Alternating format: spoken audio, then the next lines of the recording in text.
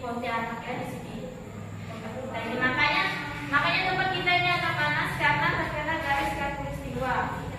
Terus di situ juga ada bumi melakukan rotasi. Berapa kali dia? Bumi melakukan rotasi itu dalam kurun waktu berapa? Ada di bagian bumi melakukan rotasi itu 24 jam sekali. Terus dalam rotasi bumi itu bumi berputar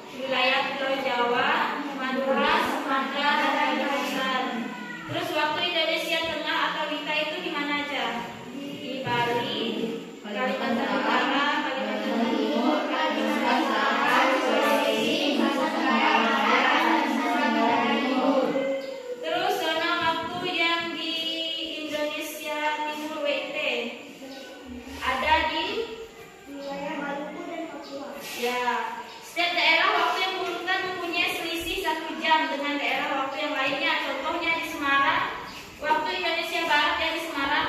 Kalau di Semarang pukul 9, maka di Lombok itu WITA pukul berapa? 10. Bedanya 1 jam. Terus di Jayapura itu pukul 11, bedanya 1 jam. Berarti di Semarang masih jam 9, di Jayapura udah jam 11. Terus kalian diminta untuk ini menemukan kata kunci dari bacaan ini kan? Kita ada bacaan ini. Dari bacaan ini pembagian waktu Indonesia di Indonesia ini ada kata kuncinya. Apa kata kuncinya? Coba kalian cari.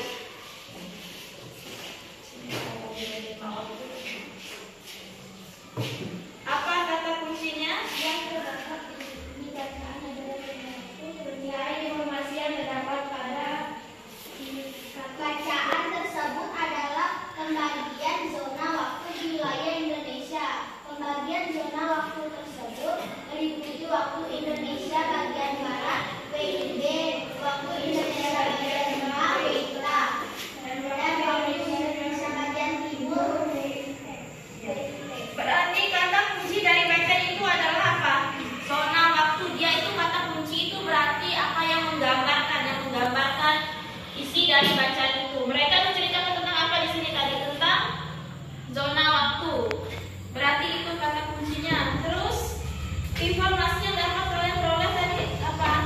Tentang informasi yang dapat kamu udah baca dari sini itu apa informasi yang kamu dapatkan tentang apa ya? Pembagian waktu. Ya,